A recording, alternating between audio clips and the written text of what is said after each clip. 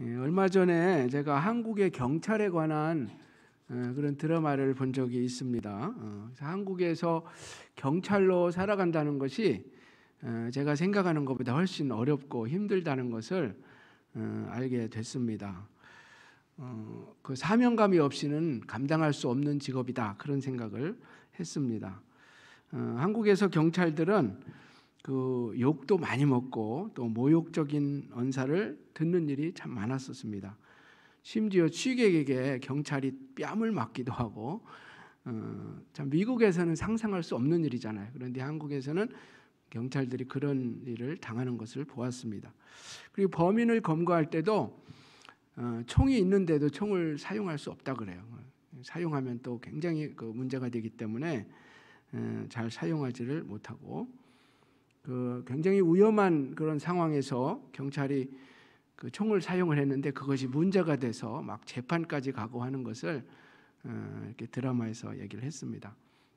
그래서 아마 이 한국에서 경찰은 3D 업종 중에 하나가 아닌가, dirty, difficult, dangerous 이런 걸 생각해 봤습니다. 그런데 이 드라마에서 계속 질문하는 것은 이렇게 경찰들이 욕도 먹고 위험하고 그런 일인데 왜 그들이 그 일을 감당할까? 왜 그들로 하여금 시민들을 위해서 계속 봉사하게 할까? 이제 그 질문을 던지고 있었어요. 근데 대답이 뭐냐면은 결국은 사명감 때문이다. 사회에 꼭 필요한 사람들이고 사회 질서를 위해서 욕을 먹더라도 그 일을 해야 되는 사람들이기 때문에, 그 사명감 때문에 그 일을 하고 있다, 이렇게 얘기하고 있는 것이죠. 여러분, 그만큼 같은 일을 해도 사명감이 있느냐 없느냐 하는 건 굉장히 달라요. 무슨 일을 하든지 사명감을 가지고 하는 사람과 사명감 없이 그냥 마지못해서 하는 것은 다른 것이죠. 바울과 바나바가 지금 1차 전도여행을 계속하고 있습니다. 우리가 주일마다 살펴보는데 1차 전도여행은 이제 지도를 보시면 알겠지만 크게 세 부분으로 이렇게 나누어 볼 수 있어요. 그 전도 지역을 볼 때 첫 번째는 그 구브로 섬 전도죠. 안디옥에서 와서 섬 전도, 거기는 바나바의 고향이었습니다. 처음 출발해서 간 곳이 구브로 섬이었습니다. 그리고 이제 육지로 들어와서 버가에 오래 머물지 않고 바로 저 북쪽인 비시디아 안디옥으로 갔죠. 그래서 1차 전도여행의 두 번째 중요한 그 전도지가 바로 비시디아 안디옥이었습니다. 비시디아 안디옥에서 바울이 회당에서 전도를 했죠. 그 설교 내용이 이제 13장, 사도행전 13장에 보면 자세하게 기록이 되어 있습니다. 바울이 회당에서 어떤 설교를 했는지에 대해서 우리가 알 수 있는 내용이 거기에 나와 있습니다. 그리고 세 번째로 이제 오늘 우리가 읽은 14장에 나오는 이야기인데요. 이고니온과 루스트라와 더베에서의 전도입니다. 그 비시디 안쪽에서 남쪽으로 이제 내려오면서 이 세 도시에서 선교를 했습니다. 오늘 본문은 이제 루스드라라는 지역에서 전도할 때 일어났던 사건을 중심으로 기록을 하고 있습니다. 바울과 바나바가 어떻게 해서 그 루스드라까지 오게 되었을까? 우리가 생각해 볼 필요가 있죠. 자발적으로 왔을까? 바울이 여기서 이 정도 있다가 내가 루스드라로 가야 되겠다, 이런 계획 속에 왔을까? 성경에 보면 그렇진 않은 것 같아요. 비시디 안디옥에서 더 오래 머물고 싶었고 거기가 중요한 곳이기 때문에, 그런데 핍박이 일어나서 할 수 없이 다른 도시로 옮겨가야 되는 상황에 놓인 것입니다. 여러분, 그 선교사들은 이렇게 쫓겨다니는 일이 참 많습니다. 그러니까 저도 그런 경험이 있고요. 오늘날 선교사들도 많이 그런 일을 당합니다. 그래서 바울과 바나바는 그 비시디 안디옥에 더 있고 싶었지만은 있지 못하고 그 밑에 지역으로 이제 옮겨오게 되는 것입니다. 사도행전 13장 51절 52절에 보면, 그런데 그들이 쫓겨가는데 조금 특이한 점이 있어요. 보통 쫓겨가면은 좀 마음이 상할 수도 있잖아요. 그런데 그렇지 않았다는 것입니다. 51절 52절 한번 같이 읽어볼까요? 시작. 두 사람이 그들을 행하여 발에 티끌을 떨어버리고 이고니오로 가거늘 제자들은 기쁨과 성령이 충만하니라. 아멘. 여러분, 쫓겨가는데 마음이 상한 게 아니라 오히려 기쁨과 성령이 충만하다 그랬어요. 이것은 그 전도자들이 경험할 수 있는 거죠. 우리 일반 사람들은 경험하기 어려운 거예요. 여러분, 혼나거나 어떤 어려운 일 당하면 막 기분이 상하고 그러지 않습니까? 그런데 이 전도자들은 전도하다가 핍박을 받으면 그런 마음이 드는 것이 아니라 오히려 기쁨과 성령이 충만하다는 거예요. 그래서 바나바와 바울이 그 비시디아 안디옥에서 밑에 이고니온이라는 곳으로 옮겨올 때 기쁜 마음으로 왔습니다. 근데 이고니온이라는 이 도시에서의 선교도 그렇게 쉽지 않았어요. 순탄하지 않았습니다. 처음에 전도했을 때 많은 사람들이 믿었어요. 유대인도 믿었고 이방인들도 믿게 되었습니다. 그런데 얼마 후에 그 도시에 믿지 않는 그 유대인들이 이방인들을 선동하여서 사도들에 대해서 악감을 품게 하였습니다. 그러자 그들로 인해서 또 핍박이 일어나게 된 것입니다. 사도들은 처음에 굴하지 않고 열심히 전도하여서 많은 사람들이 주님께 돌아오게 했고 또 하나님께서 그들의 손으로 기적이 나타나게 하셔서 또 전도가 일어나게 하였습니다. 그래서 더 많은 사람들이 믿게 되었어요. 그러자 이고니온이라는 곳에서 또 핍박이 일어나죠. 그래서 무리가 둘로 나뉘었다 그랬습니다. 믿고 따르는 사람도 있지만 믿지 않고 반대하고 사도들을 공격하는 사람들이 생겨나게 된 것입니다. 그래서 그들은 그곳에 더 있지 못하고 루스드라라는 곳으로 이제 오게 되는 것이죠. 루스드라는 아까 지도에서 본 것처럼 이고니온에서 남쪽으로 18마일 떨어진 곳입니다. 자, 제가 말씀드린 이 내용이 5절에서 7절에 보면 나옵니다. 한번 보시죠. 이방인과 유대인과 그 관리들이 두 사도를 모욕하고 돌로 치려고 달려드니 그들이 알고 도망하여 루가오니아의 두 성 루스드라와 더베와 그 근방으로 가서 거기서 복음을 전하니라. 여기서도 그러니까 바울이 옮겨가고 싶어서 옮겨간 것이 아니라 돌로 치려고 하니까 도망쳤다는 것입니다. 여러분, 위험한 상황에서 도망쳐 본 적 있으세요? 막 도망쳐 본 적 있으십니까? 아마 한두 번은 경험 있으실지 모르겠어요. 근데 위험한 상황에서 도망치는 것은 그거는 뭐 잘못하는 게 아니에요. 선교지에서도 마찬가지입니다. 선교지에서 복음을 전하다가 위험한 상황이 놓이게 되면은 뭐 거기에 남아 있으면서 핍박을 받는 것도 잘하는 거지만 도망치는 것도 잘하는 거예요. 성경에 보면은 도망친 경우도 많습니다. 예수님의 부모님인 그 마리아와 요셉도 그때 헤롯이 베들레헴에서 난 2살 아래의 그 사내 아이들을 다 죽이려고 했을 때 천사를 통해서 어떤 지시를 받습니까? 이집트로 도망가라 이렇게 하죠. 그래서 이집트에 가서 피신하였다가 헤롯이 죽은 후에 갈릴리로 와서 아기 예수를 이렇게 양육하는 그런 이야기가 나옵니다. 그러니까 선교사들도 어떤 어려움이 왔을 때 도망칠 수 있습니다. 코로나 팬데믹이 나오고 또 전쟁이 일어나고 그러면은 거기에 있을 수도 있지만 피신할 수도 있는 거죠. 그래서 사도 바울과 바나바도 그 이고니온이라는 곳에서 돌로 사람들이 치려고 하니까 돌에 맞을 수도 있지만은 맞지 않고 도망을 쳐서 루스트라라는 곳에 오게 되었다라는 것입니다.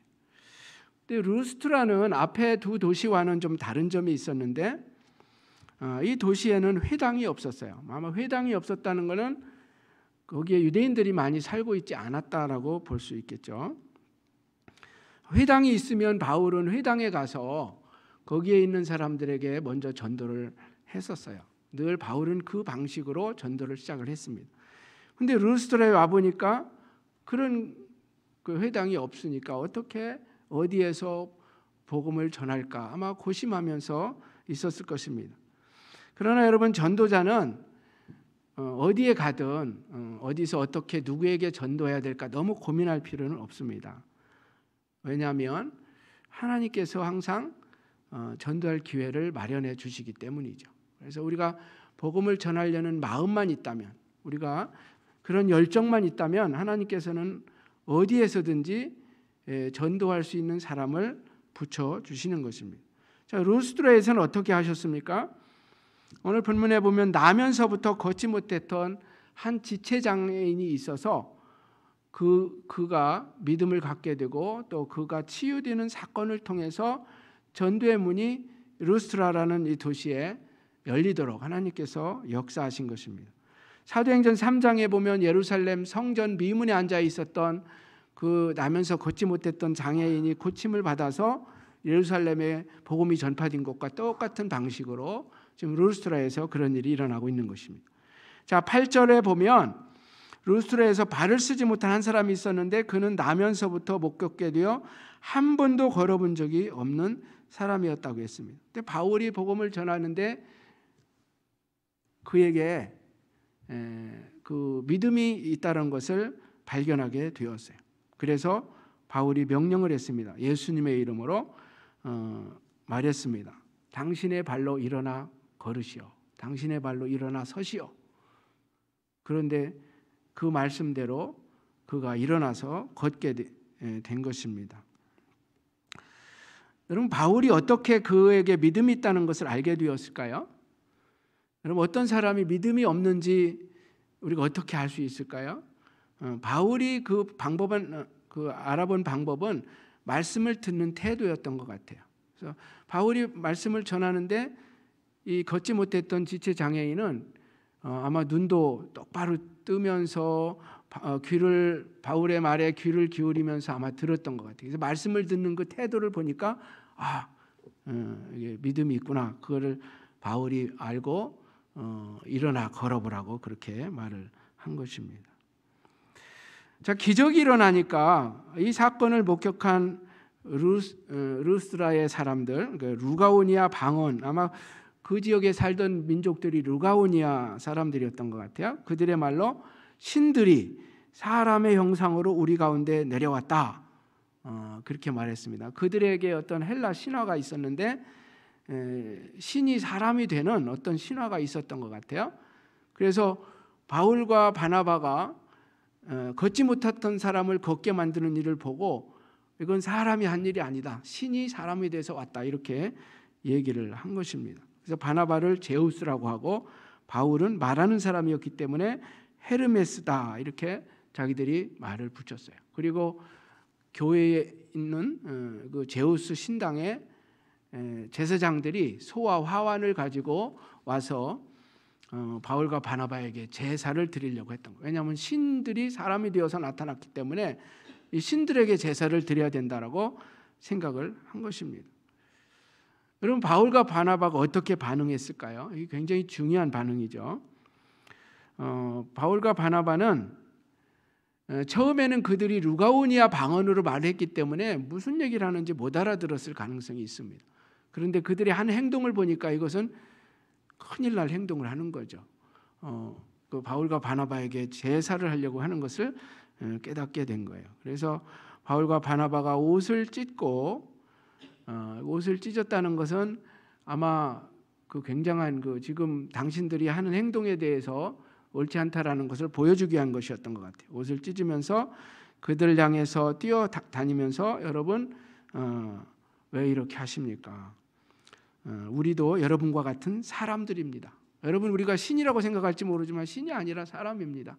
그리고 우리가 와서 이렇게 복음을 전하는 것은 여러분처럼 우상을 섬기고 하나님 아닌 다른 신들을 섬기는 그것에서 돌이켜서 살아계신 하나님께로 돌아오게 함입니다 라고 하면서 전도하는 것을 볼 수 있습니다. 여러분, 바울은 이제 이 기회를 놓치지 않고 복음을 전하기 시작을 합니다. 여러분, 우리가 복음을 전할 어떤 찬스를 잡는 것은 그렇게 어려운 것은 아니에요. 우리가 영적으로 민감하면 복음을 전할 그 기회를 하나님이 주시고 또 방법도 하나님이 주시는 것을 볼 수 있습니다. 이 환자가 치료된 이 사건 앞에서 또 그 백성들의 그 제사를 하려는 그 행동 앞에서 바울이 어떻게 전도해야 되는지를 이제 알게 된 것입니다. 그래서 오늘 본문 15절에서 17절에 보면 바울이 이제 전도한 내용이 나옵니다. 그런데 여기서 우리가 살펴봐야 될 것은 앞에 13장에서 BCD 안디옥에서 전도할 때와 이 루스드라에서 전도할 때 바울의 접근 방법이 다르다는 거예요. 그러니까 앞에 BCD 안디옥에서는 회당에서 전도를 했고 유대인들에게 또 구약적인 배경을 알고 있었던 이방인들에게 복음을 전했습니다. 그래서 거기에서는 구약 이야기를 하고 아브라함부터 성경 이야기를 한 다음에 그 다윗의 후손 가운데 오신 메시아이신 예수님을 전도했습니다. 그것이 BCD 안디옥에서의 바울의 전도 방법이었어요. 그런데 이번에는 좀 달랐습니다. 회당이 아니라 일반 거리에서 전도를 하는 것이고 유대인들이 아니라 성경을 몰랐던 이방인들에게 전도하는 거예요. 그러니까 접근 방법이 똑같을 수가 없는 거죠. 앞에서는 구약 이야기를 하고 그 예언의 성취로서 오신 예수님을 전도했다면 이번에는 하나님조차 잘못 알고 있고 우상 신을 섬겼던 사람들이기 때문에 다른 접근 방법으로 다가갔다는 것입니다. 여기서 우리가 무엇을 알 수 있습니까? 우리가 같은 복음을 전한다 할지라도 장소에 따라서 대상에 따라서 복음을 듣는 그 사람에 따라서 다른 접근 방법이 사용이 돼야 된다는 거죠. 성경을 아는 사람에게는 성경 이야기부터 할 수 있어요. 성경을 모르는 사람에게는 성경 이야기 해야 잘 모를 수도 있기 때문에 다른 접근 방법으로 해야 한다는 것입니다. 자, 15절부터 17절 한번 보시죠. 이르되 여러분이 어찌하여 이러한 일을 하느냐 우리도 여러분과 같은 성정을 가진 사람들이라. 여러분에게 복음을 전하는 것은 이런 헛된 일을 버리고 천지와 바다와 그 가운데 만물을 지으시고 살아계신 하나님께로 돌아오게 함이라. 하나님이 지나간 세대에는 모든 민족으로 자기들의 길들을 가게 방임하셨으나 그러나 자기를 증언하지 아니한 것이 아니니 곧 여러분에게 하늘로부터 비를 내리시며 결실기를 주시는 선한 일을 하사 음식과 기쁨으로 여러분의 마음에 만족하게 하셨느니라 하고. 아멘. 자, 그래서 여러분 그 구약적인 배경을 가진 사람들에게는 성경 이야기를 하고 마지막에 예수님을 전하면 됩니다. 그리고 그 예수를 믿으면 의롭게 되고 구원을 받는다고 우리가 전하면 되는 것이죠. 그러나 성경을 모르는 사람들에게는 이방인들에게는 곧바로 예수님을 증거하기보다는 창조주 하나님에 대해서 말씀하는 것을 볼 수 있습니다. 그러니까 이방인들에게 전도할 때 가장 좋은 접촉점은 창조주 하나님이에요. 왜냐하면 모든 사람들이 하나님의 창조 세계 속에서 그 은혜를 누리며 살고 있기 때문이에요. 믿지 않는 사람들도 똑같이 하나님이 주신 햇빛을 쬐고 비를 내려주시는 것을 통해서 농사를 짓고 하나님이 주신 것들을 통해서 맛있는 음식을 만들어 먹고 이것은 누구에게나 다 공통적인 거예요. 그러니까 그러한 것을 주신 그 하나님에 대해서 먼저 창조주 하나님에 대해서 얘기하면서 전도를 해야 한다는 것입니다. 사도 바울 로마서에서 창조를 통한 하나님의 일반 계시에 대해서 말씀하고 있습니다. 하나님은 성경을 통해서 우리에게 특별한 계시도 주셨지만 창조물을 통해서 일반 계시의 그런 은혜도 주신다는 것이죠. 로마서 1장 20절 한번 같이 읽어볼까요? 시작. 창세로부터 그의 보이지 아니하는 것들 곧 그의 영원하신 능력과 신성이 그가 만드신 만물 분명히 보여 알려졌나니 그러므로 그들이 핑계하지 못할지니라. 아멘. 그러니까 일반 사람들, 하나님을 모르는 사람들도 사실은 간접적으로나마 하나님을 다 알 수밖에 없다는 거죠. 세상의 모든 만물 그 속에 하나님의 신성과 능력이 들어있다라는 것이죠. 아마 여러분들도 아마 성경을 모르는 사람에게 전도할 때 하나님이 누구신가에 대해서 먼저 얘기하게 될 텐데 그때 하나님은 창조주시라는 것을 우리가 얘기할 수 있는 것입니다. 누구든지 다 하나님의 창조를 경험하면서 또 보면서 우리가 살아가기 때문인 것입니다. 그러므로 이방인들에게 복음을 전할 때 사도 바울이 사용한 방법이 가장 좋은 방법이에요. 그래서 그들이 누리는 그런 하나님의 창조를 이야기하면서 그것을 주신 분이 바로 하나님이시다. 그런데 우리 인간이 하나님을 떠났다. 이제 성경으로 돌아가야죠. 그래서 죄에 빠져 있고, 근데 죄의 문제를 우리 스스로 해결할 수 없는데 하나님께서 우리를 구원하기 위해서 아들 예수 그리스도를 보내주셨다 하면서 예수님을 다시 전도해야 되는 거죠. 그리고 그 예수를 믿어야 우리에게 구원이 있다. 이 결론은 결국 예수님을 믿을 것에 대해서 얘기를 하는 것입니다. 그러나 첫 그 어프로치는 다를 수 있는 것입니다. 그럼 복음 전도는 영혼을 살리는 위대한 일이지만은 그렇기 때문에 또 반대와 핍박도 늘 있습니다. 어디 가서 늘 환영만 있는 것이 아니에요. 사도행전에 보면 그런 일들이 얼마나 많습니까? 바울도 계속해서 핍박을 부딪히게 되고, 그래서 돌에 맞을 뻔하여서 도망치기도 하고, 또 돌에 맞기도 하고, 그런 일이 있었던 것을 우리가 보게 됩니다. 그래서 복음 전도는 사명감 없이는 감당할 수 없는 거예요. 우리가 단지 그냥 교회 다니는 사람이 된다고 하면 전도할 수 없어요. 사명감을 가진 사람만이 전도할 수 있습니다. 루스드라에서 기적 사건이 있었고, 또 사도 바울이 이런 창조의 계시를 통해서 전도를 했을 때 반응이 어떠했을까요? 거기에 있는 사람들이 다 우상을 버리고 살아계신 하나님께로 돌아왔을까요? 그렇지 않습니다. 믿고 돌아온 사람도 있지만 바울에게 찾아온 것은 칭찬이 아니라 돌멩이였어요. 19절 한번 같이 읽어보죠. 19절 시작. 유대인들이 안디옥과 이고니에서 와서 무리를 충동하니 그들이 돌로 바울을 쳐서 죽은 줄로 알고 시위로 끌어내치니라. 아멘. 그 앞에서는 돌에 맞을까 봐 도망을 쳤는데 루스드라에서는 도망칠 겨를도 없었던 것 같아요. 그래서 돌에 맞았어요. 그리고 사람들이 바울이 죽었다고 생각을 한 거예요. 실제로 죽었는지 아니면 기절했는지는 성경이 정확히 나와 있지는 않아요. 그러나 하여튼 죽은 줄 알고 갔다가 버려버렸습니다. 그런데 얼마 후에 그 주의 제자들이 바울을 둘러섰을 때 아마 둘러서서 기도했던 것 같습니다. 그런데 바울이 툴툴 털고 일어난 거예요. 살아났습니다. 그래서 다시 그 시내에 가서 또 전도도 하고, 또 더베라는 다른 곳으로 옮겨가서 또 전도도 하고, 그리고 1차 전도 여행을 마무리하는 것을 볼 수 있습니다. 자기가 전도했던 지역을 다시 다 다니면서 마음을 굳게 하여 믿음에 머물러 있어라 이렇게 말하고, 한 가지를 그들에게 또 권고를 했습니다. 그 뭐냐면 우리가 하나님 나라에 들어가려면 많은 환난을 겪어야 한다. 이 말을 부탁하고 자기를 파송했던 안디옥으로 이제 돌아가는, 여기 안디옥은 이제 시리아 안디옥이죠. 그곳으로 돌아가는 것을 볼 수 있습니다. 저는 오늘 본문을 묵상하면서 이 전도자로서 바울과 바나바의 사명감에 대해서 생각을 해봤습니다. 정말 이것은 그들이 돈을 벌기 위해서 하는 것도 아니고 누가 시켜서 하는 것도 아니고 정말 자발적으로 하나님의 은혜를 경험해서 지금 전도하기 위해서 돌아다니는 거예요. 이것저것을. 그런데 좋은 일만 기다리는 것이 아니라 돌멩이가 날라오고 막 얻어맞고 이런 일을 하면서도 기쁘게 그 일을 감당하는 것을 볼 때 이것은 정말 사명감이 아니면 할 수 없는 일이구나 이런 생각을 해봤습니다.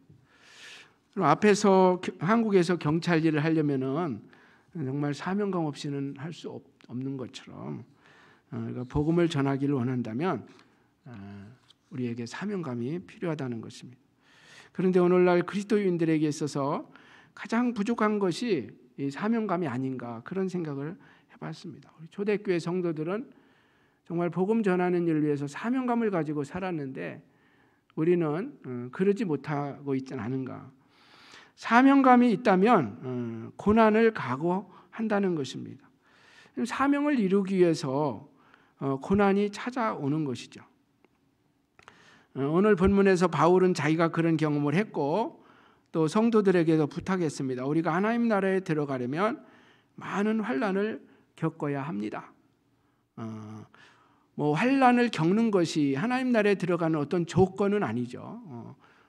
그러나 우리가 하나님 나라에 들어가기 위한 그런 진실한 신앙인으로 살려고 하면 고난이 찾아올 수밖에 없다는 얘기를 하는 거죠. 그러니까 크리스찬으로서 겪는 고난, 또 복음 전도자로서의 받는 고난은 어떤 선택사항이라기보다는 필수 과목에 가까운 그런 것이라고 바울이 오늘 말씀하고 있는 것입니다.